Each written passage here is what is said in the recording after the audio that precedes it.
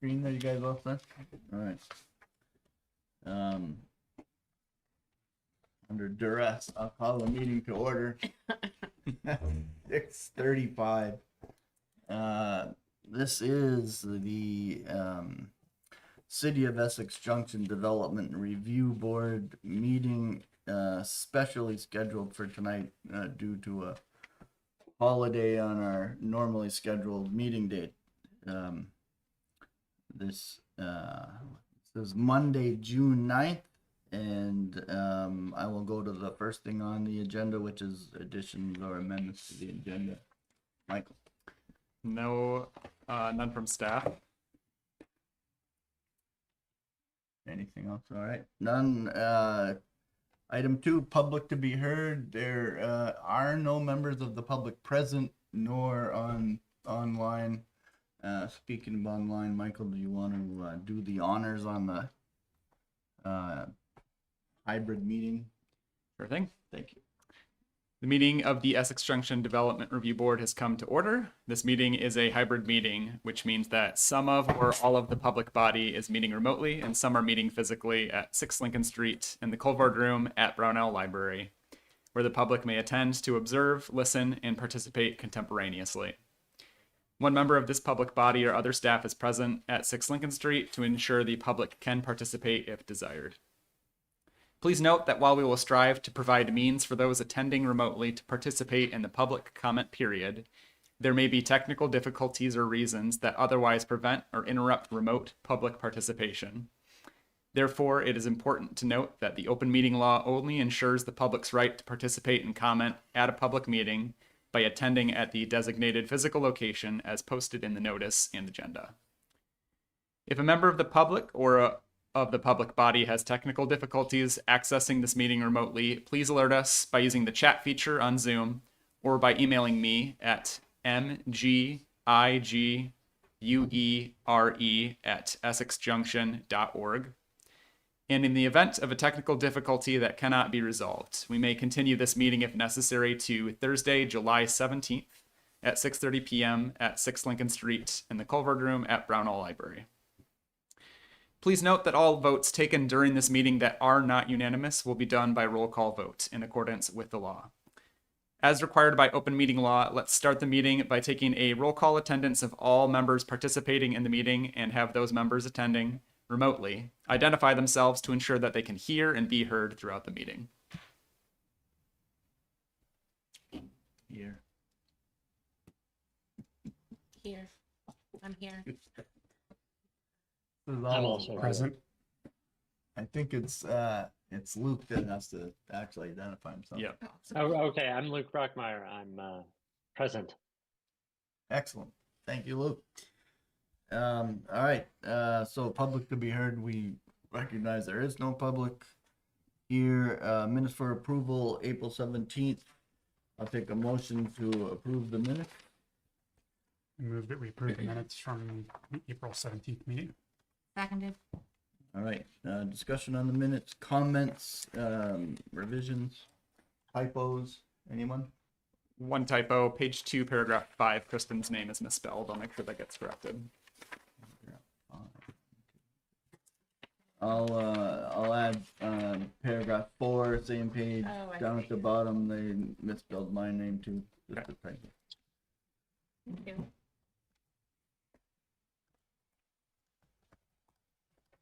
Anything else? Further discussion on the minutes? All in favor of the minutes as amended, say aye. Aye. Aye. Hi. Any opposed? Motion's unanimous. Thank you. Public hearing. We have a public hearing. The applicants are not present. I'm not sure what the rules are for that. Me neither. I'll go ahead and give them a call using the number provided on their application and go from there. So I'll just step out to take care of that. All right. We'll wait for you.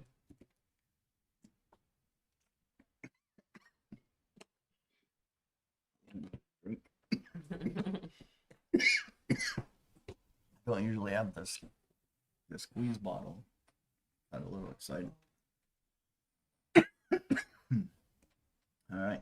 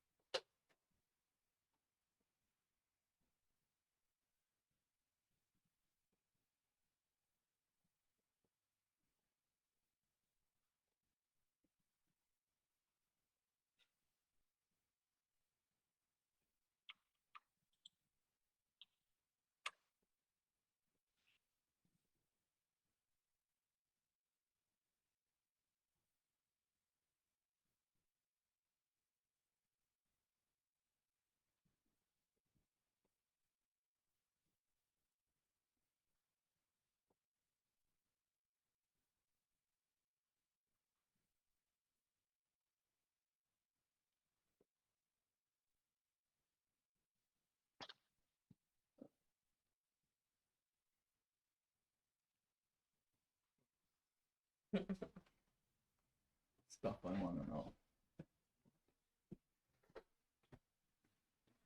All right, didn't get an answer. I'm gonna look through application materials, see if I can find backup contact info and go from there. What on earth is that? It's the drinking fountain. Yeah. Might be time for a service.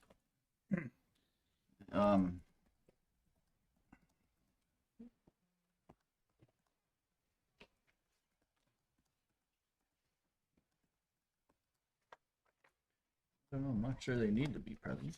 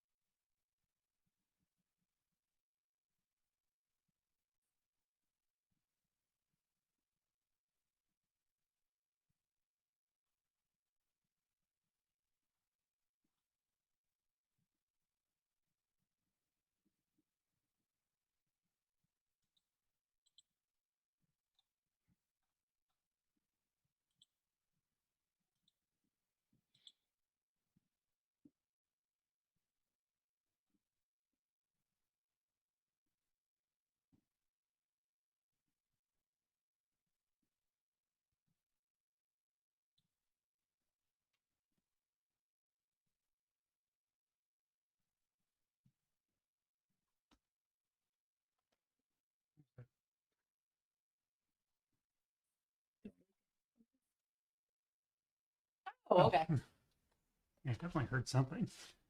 Nice. Right. Got word from city management that in rereading the LDC here, the applicant may present evidence relevant to their application. So if the board would like to proceed with the public hearing without the applicant present, that is permissible. Yeah, I'm fine going forward. So I will read the public hearing information into the record. This is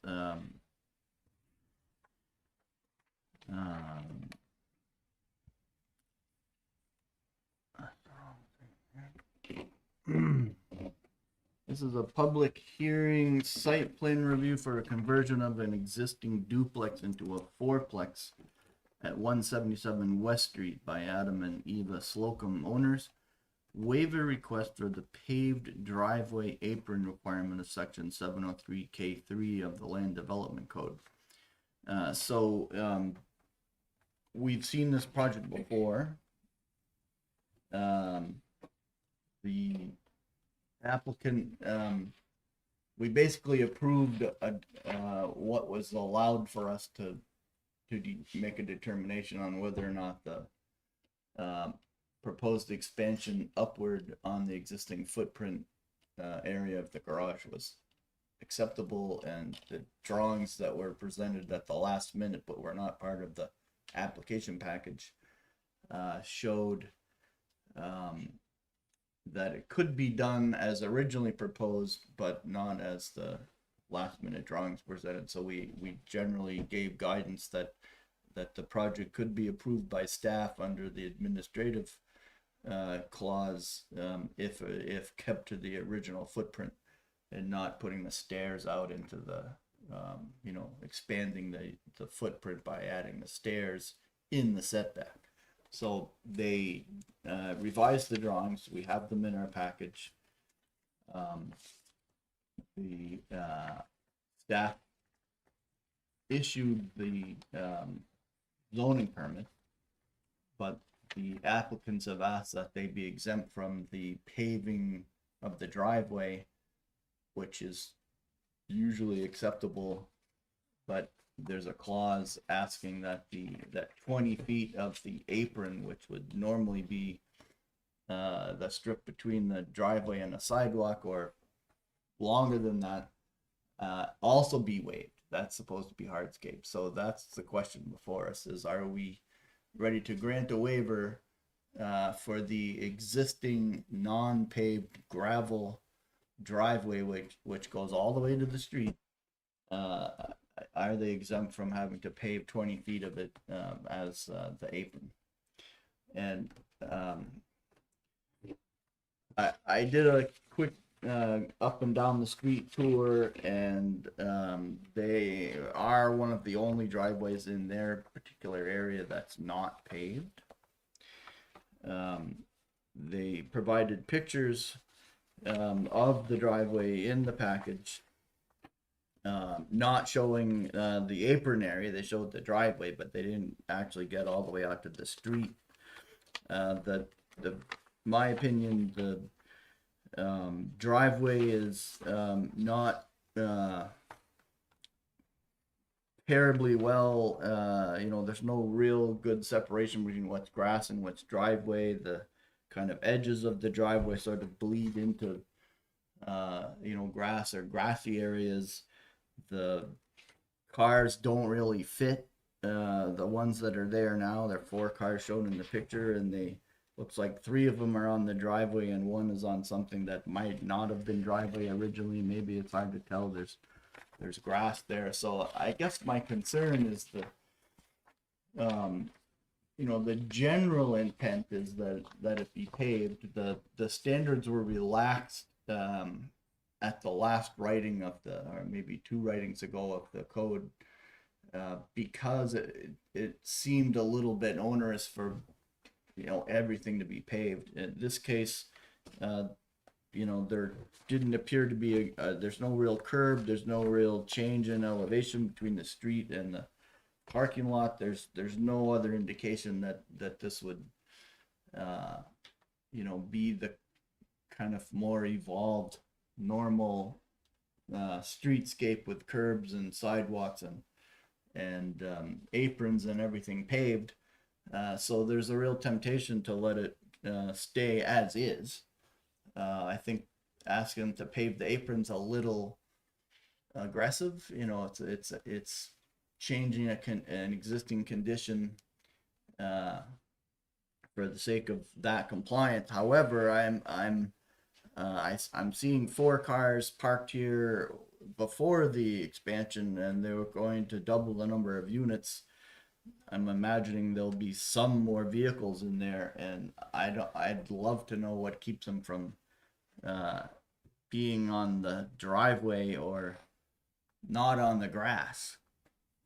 So maybe, Michael, you have some direction on that, but I feel like it's already a bit of a free-for-all there, and it has the potential to get worse, which I think is essentially what we're trying to avoid, both from an appearance point of view, but also I understand that the general intent for the paving is to keep the driveway material from entering the street on a regular basis by virtue of it just being tracked along by people's tires. Right.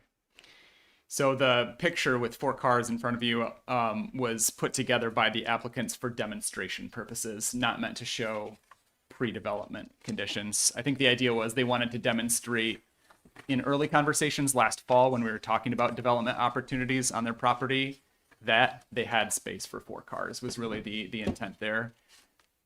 As for site plan requirements to prevent driving on the grass, I'd have to think. I mean, certainly the board has the power to through this hearing to propose conditions of approval. The applicant has not provided any plans in their proposed parking area, which is in your site plan, for landscaping materials or other things. They're basically using their existing gravel driveway to meet the dimensional requirements for driveways and parking, and asking the board to waive the requirement that that red portion be paved, and then proceeding with the rest of their housing development. So, what are the requirements for parking on grass? Are there any? Do we discourage that, or is it actually a?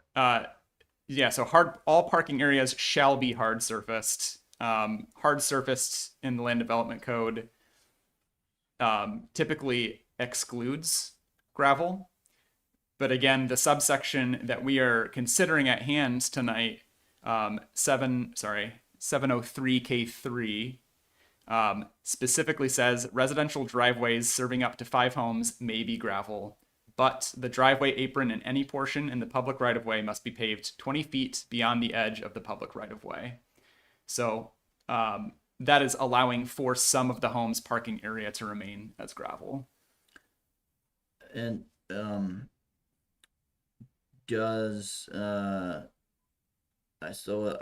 this drawing is pretty rough, but it appears that they're showing a property line which is set back from the street 15 feet, edge of the street, which again is the street edge is not terribly well defined either, but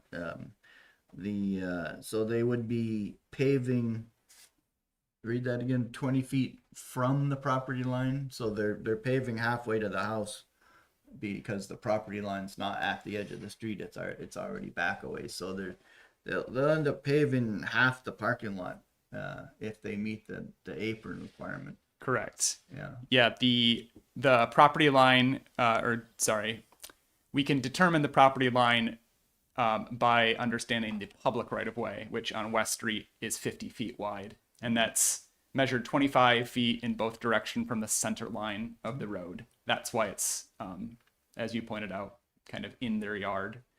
And so, yeah, by my reading of of 703K3, 20 feet beyond the edge of the public right-of-way is 20 feet into their property. So that drawing estimates staff's conversation with the applicant, our mutual understanding of what we would be requiring them to pave based on that subsection. They required to pave the entire width of that? I mean, is there a limitation On width of the driveway itself, is it 20 feet? There are considerations for the width of a driveway, and it does depend on the zoning district as well as the type of development on the property. Because the photographs here to show, this is why I'm saying, I mean, it's at least 30 feet wide, and it looks like it's working its way towards 40 feet wide, and all the way out to the street, which you can't see in the photograph, but if you go onto the Google or something, you can Yeah. see that it's you know, there's a lot of gravel surface there that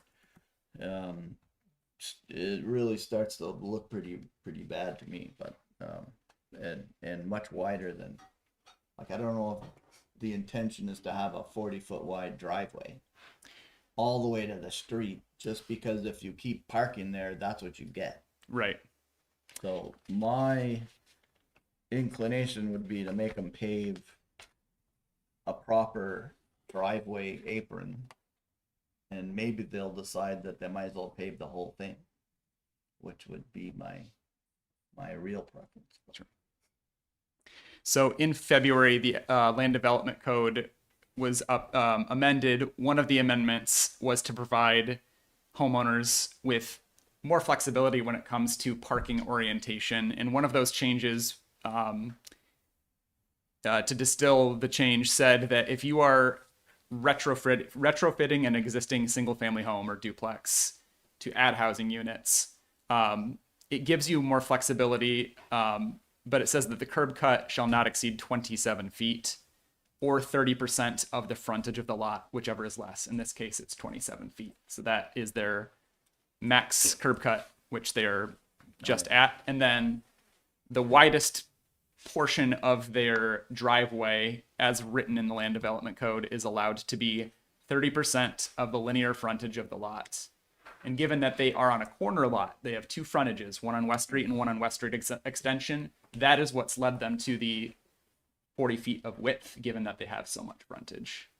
So they are following those guidelines. So we think the zoning regulate the land development code appears to say they're entitled to pave 40 feet wide all the way out to the street. Or No. on the driveway. My read of it is that they are required to pave whatever the proposed width of the curb cut is, and then a vertical distance 20 feet Are directly you back. seeing the curb cut in there? Oh, no. Do we have an explanation from the applicant as to why they're seeking this waiver? No. They have at least demonstrated that they have the room for the vehicles, but have not provided much in the way of the reasoning behind the waiver request. I don't think there's a No, curb. There's nothing. There's no curb. Yeah. No, So it's- yeah. Yeah, there's, Yeah. there's. So absent a curb, you know, my sense is that if a fourplex generates more than 4 cars, and often it will, they're gonna park wherever they want. And I have seen you know, residential sites that end up just being big car parking areas, and they park anywhere they get a car in, and you lose control of that pretty quickly. So somewhere it seems like we want to discourage that, and I don't know how another way to do it other than to have a little bit more control over where cars are supposed to be and where they're not supposed to be. And you know, curbs and pavement help that. They don't they're not that's not a final answer, because we all know do it anyway if they need to. But you know, it's not in the highest visibility location, but it would clearly be a downgrade from their neighbors. And if the village, if the city is looking to improve the general appearance, then I would recommend that we follow through with the guidance in the LDC and have that apron paved. Try and maintain some control over the vehicle arrangements. Anyone else with an opinion or want to share? I would share that opinion as well. I as well. Yeah, same. Luke? So it sounds like we're saying that we would like to see them pave the apron and would suggest to the applicant that they pave the whole thing and generally provide a way for their front yard appearance to be as, a little bit tidier than it is now. And I don't know how we say, okay, what happens if you have more than 4 cars there, because the LDC requirement is 4 cars minimum. But it's just, it always gets kind of rough looking when people are parked all hither and yon on the lawn and, sideways and up and down the street and whatever. So if that happens a lot, things look kind of shabby. Absolutely. If it happens once in a while, probably nobody notices. So, Do they just we, like email you and say, "Hey, can we put in for a waiver?" And then, That's generally how it goes. If they can't stop into the office, which they often can't, working full time, then we correspond through email for waiver requests as Okay. we're working on this. I was just curious about the like asking if they had a justification put forward or anything like that. That's where if they were here, they could probably answer that question. Sorry, back to you, John. I think it helps with the value of what they're building too. Have something just in general. Mhm. It improves the value Yeah. possibly. I think there's room for improvement. I'm generally not really in favor of asking somebody to do something that doesn't meet the common sense test. Like, okay, it's not paved now, why do we need to pave it?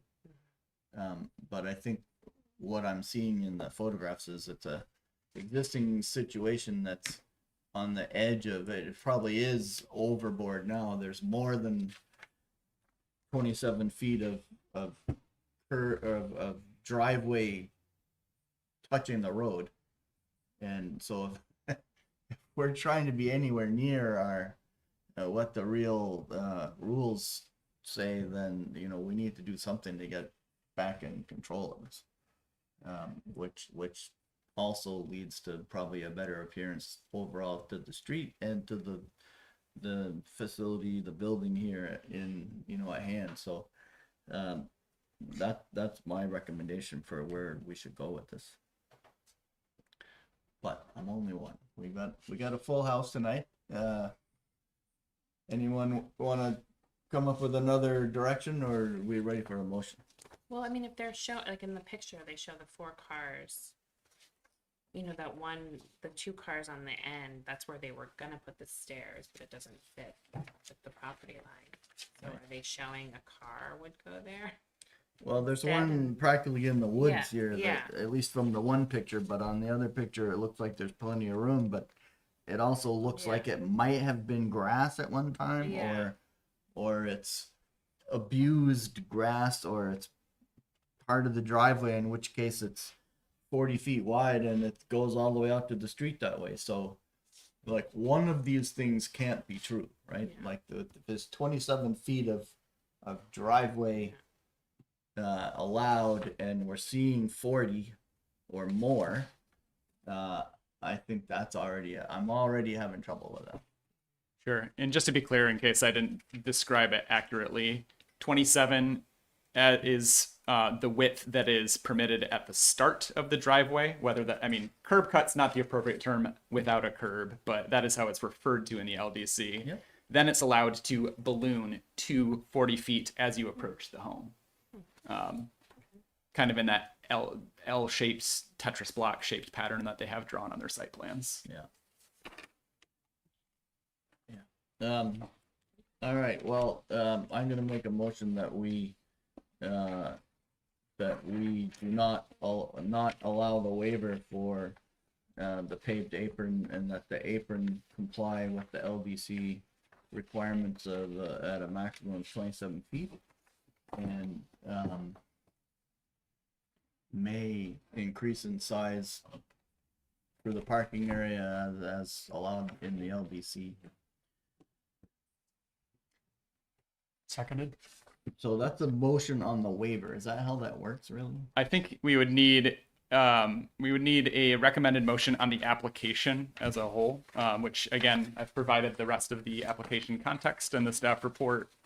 Staff finds most of their other materials to be up to standard. Really, just the Well, so they Apron already waiver. have the permit in hand, right? Is this they were been issued already? they were issued a permit that says you are required to pave the driveway. Okay. And this waiver request was them saying, okay, if the board is amenable to the waiver request, we'll amend our plans All right. So to we include that.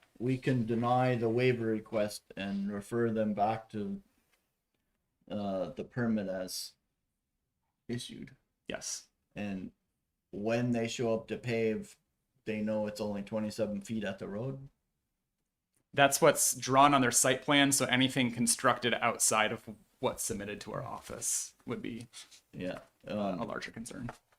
Let's say the leeway that seems appropriate is that we'll let this drawing stand in lieu of a better drawing, because of the we're really trying to help let them improve the property and build some more housing, but that's a rough site. That's a rough my opinion. Okay, so the revised motion is that you wrote most of it for us. I think given, that they have a permit in hand, you could make a motion to deny the site plan amendment as proposed. Well, so we're tasked with considering whether to grant a waiver of the paved driveway requirement. Mhm. So if we deny the waiver, then I move that the DRB approve the proposed site plan application for the conversion of an existing duplex into a fourplex, with a paved apron as required by the LDC. Or as per permit 41, I think it is. Again, they've been issued a zoning permit that says Okay. you can do the fourplex, but you have to pave the driveway. So you can All right. lean on So, that. all right, so we'll revise stuff. The motion is to deny the variance request for not paving The waiver request. waiver, not paving the apron. Yep. I want to second all that. Seconded. I have to see what they Let's just write get when they that come for back. minutes, Person. Yeah. All right.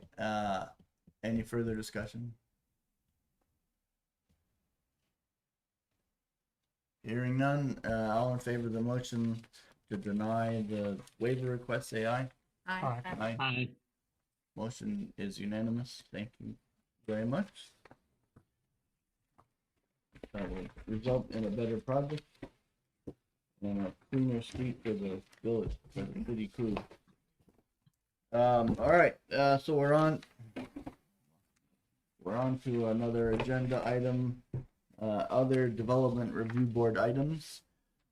I have my own short list of 5 things that I'd like to hear about, but we'll see how you Let's do. start with your list then. I'd love to hear them. Pocket Park, how's that coming?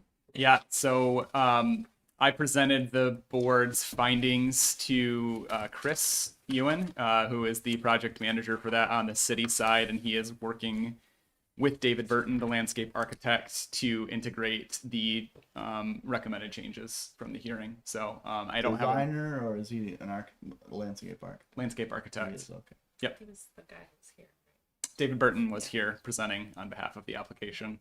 Ginkgo Design. Oh, he was the designer. Yep. Okay. Yeah. Yep. All right. And any timing on when that shows up? I've not been communicated a timeline. All right. Train station. Yes, so had a couple of meetings about the train station upgrades recently. So there's two parts of this, by the way.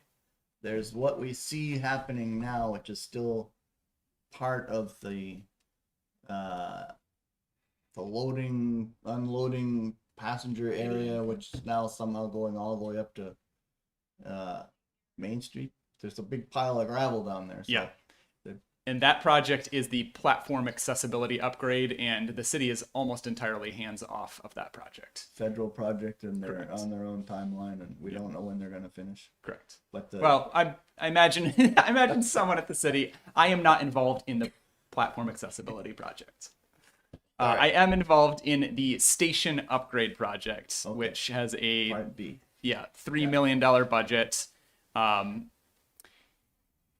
What we're finding is that it's proven to be difficult to meet all of the goals of upgrading the station, providing more shelter space for passengers as they're waiting around the train station, in addition to building aesthetic improvements and expanded waiting space for the Amtrak waiting room.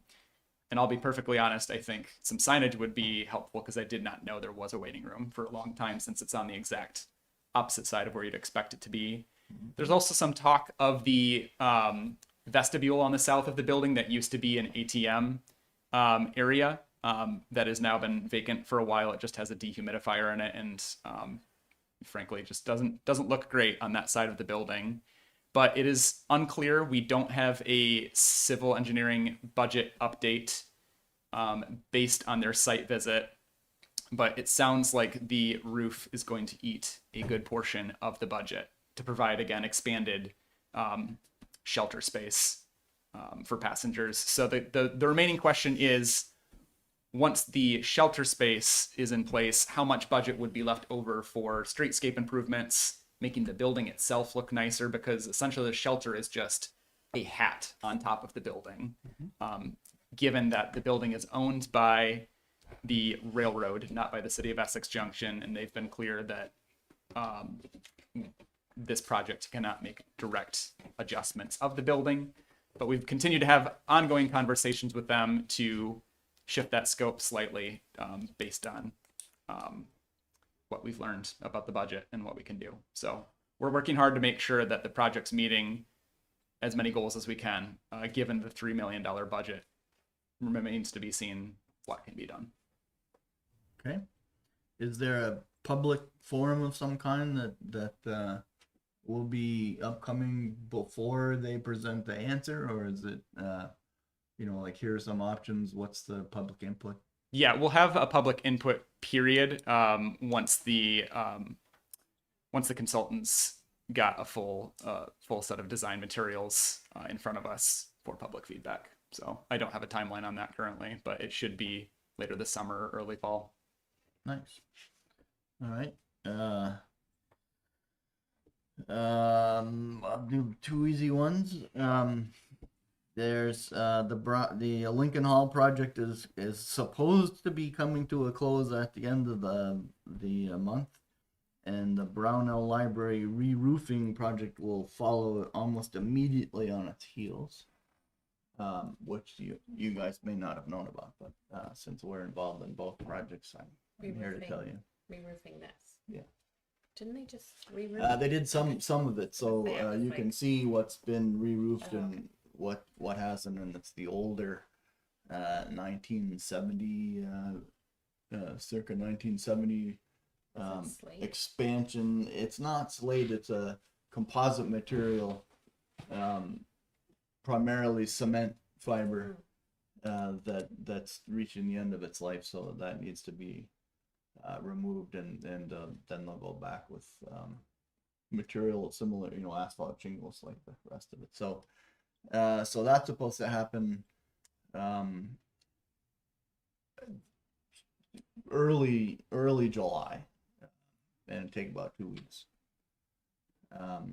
So if Lincoln Hall finishes on time at basically the end of this month, and then they'll it's a whole separate contractor, so they're not related, but they generally both want to, use the access point along the driveway there. So that's why we're trying to keep them staggered and not there at the same time, because that'll be a little tough for everybody. So anything else on the city side for those two projects? Is that pretty good? No, yeah, I'm excited to move in. I bet. Have you guys had a tour recently? Not recently. I've had snippets and pictures sent by Regina, but haven't seen it recently. So looking forward to it. It's yeah, remarkable upgrade. A long time coming. For sure. And the last one I had on my list was the Supreme Court case ruling, which may still be under review as what does it really mean, but the guys saw that came through. Struthers? Yeah. Is there any city comment on that yet, or is it too early? I think Regina has one in the Vermont Digger article that was written about the piece. I missed that. So I would lean on that response. All right. I'll go look for it again. Yeah, I was in Boston at an AIA convention last week, so I missed a lot of the local news. What's on your list? Yeah, in terms of development around the city, hotel is obviously getting nearing completion, being sold off to Spark, new brand of hotel. So can I back you up there? Yeah. When it got constructed, not when it got approved, it was supposed to be a hotel of a much different appearance when it was originally approved, and then it went on hold for a long time. And now that it's back, is it a hotel again, or It is a hotel. it's a hotel? Yep, Okay. that's right. Yeah, this is a new chain by Hilton. What's the Signs out already. Spark Yeah, is the name of Spark by Hilton. Yep. Spark by Hilton? So They already have the sign out. the what we all noticed, of course, was the upgrade in the paint job on Right. You said you'd like it when it was done. I did not anticipate this turn of events, I but didn't either. yeah, I didn't I don't know if he did. But yeah, it's quite a it helps a lot to take that boxy, sort of uniform appearance and break it down and add something to the facade, but I'm still not generally that happy with it. But that's old code. The new code wouldn't allow it, so we're good. We're happy with that. Yep. And so it's an operational thing. It's Hilton Sparks will come in and run it and take over the whatever else happens there.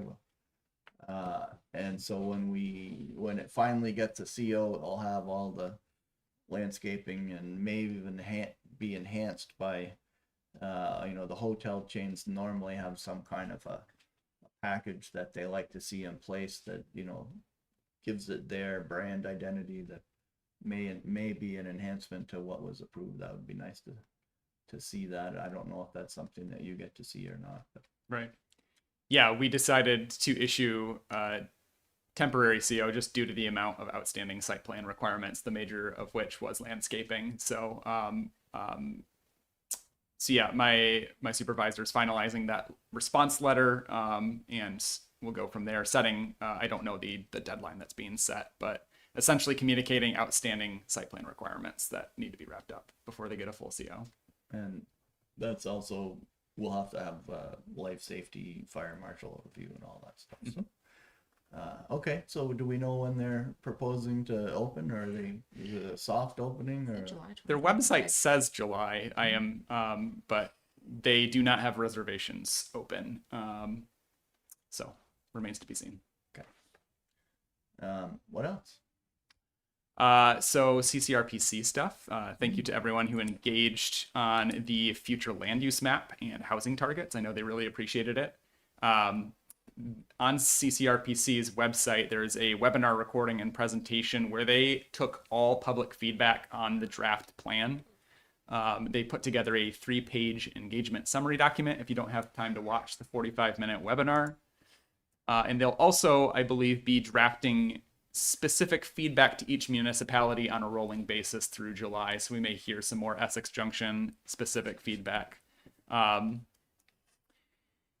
City Council and Planning Commission in a joint meeting in May adopted a memo in support of their housing target goals in principle, outlining key considerations and pieces of feedback for Essex Junction, recognizing the complex trade-offs and neighborhood sensitivities that come from expedited housing growth, concerns about parking management, which is timely based on tonight's hearing, capacity at the wastewater treatment facility, capacity at schools, and economic market conditions. So those were the individual items that City Council and Planning Commission highlighted in their response letter to CCRPC. The other thing that Planning Commission asked is they asked CCRPC to consider extending the portion of our map that is labeled as downtown center, which right now roughly corresponds to the village center district. They asked them to extend that roughly along the TOD study area, which would have it going all the way down Pearl Street. CCRPC has responded saying due to a variety of factors, they are having that end basically where the CVE ends and Dunkin' Donuts on Pearl Street currently is. These centers come with more grant funding opportunities and some Act 250 exemptions. So it's basically them saying where the ultimate priority area of our city will be. That leads me to a follow-up question. The Act 250 process is being broken into numerous tiers. I forget which way it goes, but tier 1 gets an exemption from double dipping, and yet you don't just get that, you have to apply for it in order to be on the tier 1 list. Are we doing that? Yes, we're opting into tier 1B. Tier 1A, I believe there's only a handful of municipalities in Vermont discussing that, though I don't know for sure. Tier 1B is an opt-in process. So yeah, interim Act 250 exemptions are expiring at the end of the year. Under the draft future land use map, as we've seen, most of Essex Junction is mapped as a planned growth area. Mm-hmm. Planned growth areas are eligible for Tier 1B status, which allows for certain exemptions for priority housing projects up to 50 units from Act 250. Planning Commission have written a draft resolution for City Council. I believe they are looking at that during their meeting this Wednesday, based on CCRPC's timeline and needs. CCRPC then seeks ultimate approval from the state's Land Use Review Board, which is a new governing body. So this is all in motion. I would tune into this Wednesday's City Council meeting if you're curious to hear how that goes. Nice. Thank you. Yeah, we've been following the state lawmaking process on that, which happened last year. Yeah. And they're still kind of working their way through all the tiers and how that's all going to work and who gets to be on what tier, who's on what tier. Mm-hmm. That's really great because the goal was to take these development areas or anybody that's already got a fairly significant zoning regulation process in place and say, we got this at our level, you don't have to redo it at the state level. Right. So as long as the state agrees that our process and our regulations are adequate, then I think they let us into that tier 1B and that should be really helps a lot, I think. Absolutely. Yeah. Last thing I had written down for staff updates was an update on Connect the Junction, the transit-oriented development master plan. This week, we should be seeing the finalized master plan for public view. The plan will include a batch of code amendments, recommended code amendments, as well as the creation of a few new programs and organizations, things like a public mural program, food truck program, things like that, with recommendations of how that could be managed and launched. Right now, city staff, planning commission, and the consultants are developing a public outreach plan in recognition that if we threw a several hundred page PDF, we wouldn't get a lot of response on that. So we're coming up with a plan to distill like the core principles that we're looking for feedback on, whether those are some of the more controversial recommendations or comments on prioritized topics. To be clear, anyone will be able to access and read and comment on the full plan if they would like, and we're even considering deep dives with some of the focus groups, like business owners and students that were a part of the early engagement. But this distilled list will at least help focus engagement efforts where it should be prioritized, whether it's building height, zoning district consolidation, things like that. So should be coming very soon. There will be a ton of ways to engage with the materials, so hoping for everyone's feedback. That's great. I got to participate in the Essex Town Next ETC report that came out, and that was a big thing because it was something like 300 pages, 11 by 17 double. There was a lot, and it was way too much for most people to bite off. So I think it ended up being a much smaller document with one or more appendices that contained all the rest of the backup material. So I think that's a great idea that you're headed that way, and I would sort of encourage you not to have too much in the mix. It just gets pretty hard to slog through that. Yep. Credit to the Planning Commission members for advocating for that. Good. Wow, that's a lot. You guys have a lot going on right now. Just a little bit. Anybody else have more questions? More things they want to hear about? Luke, you good on your end? Yeah, this has been a good opportunity for me to follow along with the Regional Planning Commission's website as we discuss it. Yeah. Great. Is that all on our website somewhere now? Which, A lot of these updates, like here's the status of all these things that your community is working on. not on the city's website. That is a big long-term goal. I want a better community development dashboard on our website. I don't have the web development skills to make that possible currently. Don't we have a communication person? We do, and credit to them. But when it comes to like these CCRPC efforts and larger outreach programs, she helps a lot with the organization and dissemination of that information. But could just be a link, like if you want to know more. Yep. Yeah. Will you send out the Connect the Junction yes, report when it's available? absolutely. Thanks. Do you know what's going into the big lots? We are discussing. We have a potential applicant right now.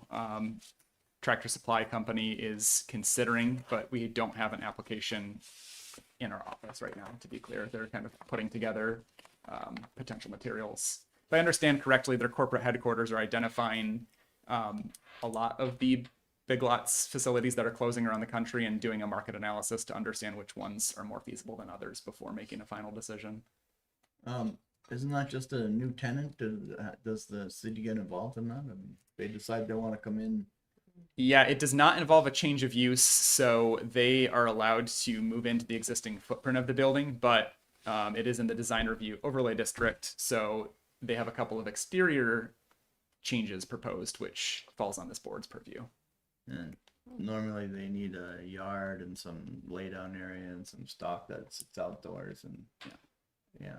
Seasonal merchandise. Yeah. Yeah. So that may affect the parking lot in general or something. Right. Yeah. All right. Good. Well, that's interesting.